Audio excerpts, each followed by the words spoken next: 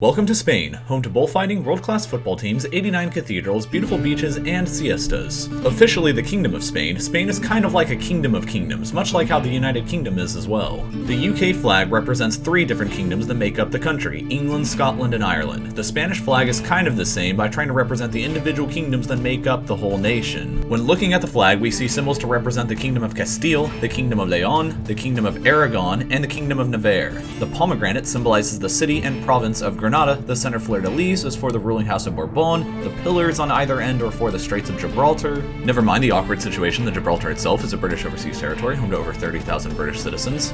The motto plus ultra, meaning further beyond, the red and yellow, probably coming from previous Aragonese and Catalan influences, and finally the crown to symbolize the king who rules over all of this, minus Gibraltar itself. But Spain is divided into 17 regions, and the flag represents only a handful of them.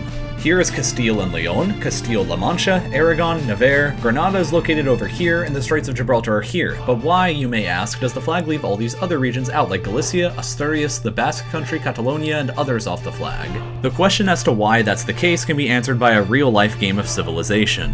Over 1,000 years ago, the land that is now Spain was conquered by the Islamic Moors. This thing called the Reconquista happened where Christian kingdoms started to take back the ground that they had lost. The biggest of these Reconquista kingdoms were Aragon, Navarre, Castile, Leon, and Portugal. But Castile became the very most important of these when the kingdom absorbed Leon in 1230 because of confusing medieval inheritance laws, but the Union gave us this emblem. Castile then set up the most famous arranged marriage in history when Isabella of Castile and Ferdinand of Aragon got hitched, basically uniting the two kingdoms. Their marriage started the use of this banner, which combined the symbols of Castile, Leon, and Aragon all together. Castile would go on to conquer the last Moorish state of Granada in 1492, which ended Islamic rule in Spain, and Castile finally annexed Navarre in 1515.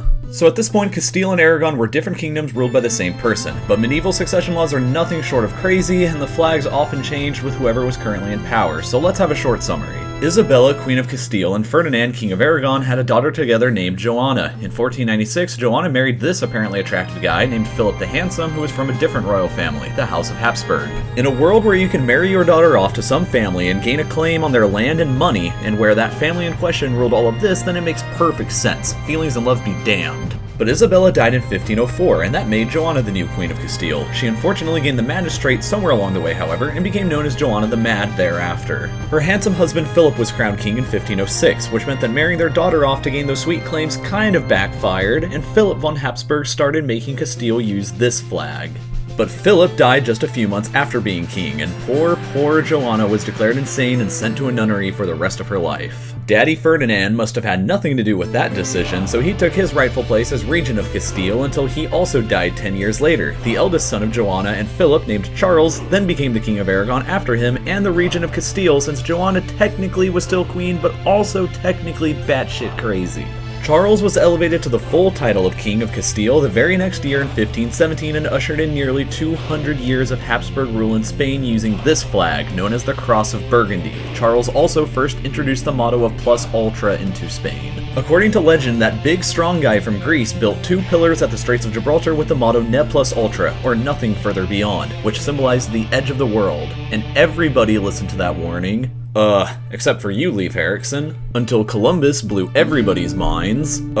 Except for you, Leif Erikson. When he returned and said, surprise, there's actually stuff on that other side of the ocean. Charles laughed and Spain laughed and just changed the saying that had lasted for thousands of years to just plus ultra. Yep, it turns out that Hercules guy had hindered thousands of years of discovery, the prick. But the last Habsburg king of Spain died in 1700 and awkwardly stated in his will that he wanted Philip de Bourbon to succeed him to the throne. This started a really long and complicated war that basically established the Bourbon dynasty in Spain and also awkwardly gave Gibraltar to the British. With the new family in power, that meant an update to the coat of arms and the flags. Philip became Philip V and established this coat of arms and this flag with the first use of the blue fleur-de-lis that we see in the current flag. His clever son, Charles III, slightly updated the flag in 1760 to look like this, and then in 1785 came to the rational conclusion that it was really hard to see this flag from a distance and know what country it actually belonged to.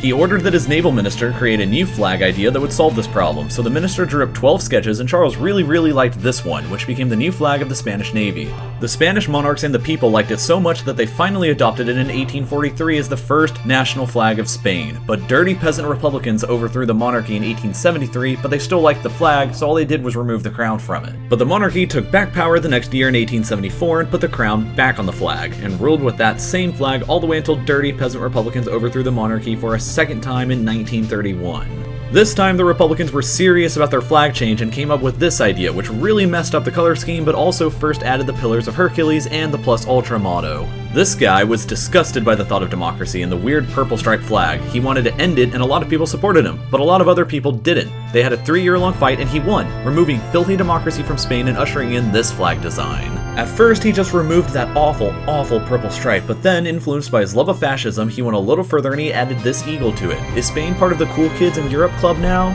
Since Ferdinand and Isabella drove out the last Muslims from Spain, and Franco drove out the last Republicans and communists, he tried to link in his regime to them by using this similar shield in the center of his flag, and he also added the ironic words una grande libre, meaning one great and free. The design was slightly changed to this in 1945 after all the fascist governments in Europe were obliterated except for his, and remained that way all the way until 1977. Franco didn't die until 1975 when he was 82 years old, and the Bourbon monarchy was restored just 2 days later after being absent from Spain since 1931. This flag was passed in 1977, which has some slight redesigns, but Spain finally adopted a constitution the next year in 1978 that established the current official flag, so this old flag is really rare. Less rare these days is this flag, which if you attend any Spanish football matches you will likely see dozens of. Thanks for watching, and leave your ideas, thoughts, and comments about the next flag video below. This was Real Life Lore.